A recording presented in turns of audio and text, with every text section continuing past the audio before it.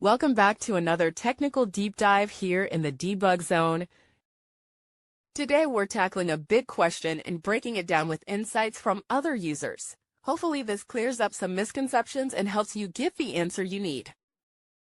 So buckle up, stay a little curious, and let's jump right in.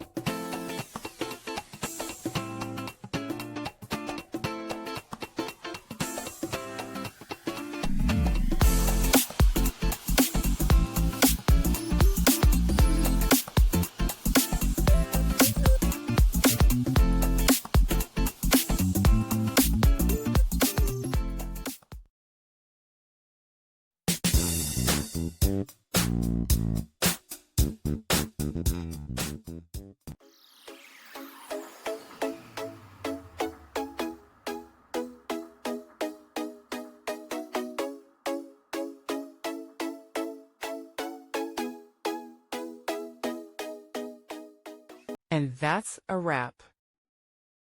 I hope you found the answer you were looking for. If you did, take a second to hit that subscribe button. It really helps out. And let me know in the comments which solution worked best for you. See you next time in the debug zone.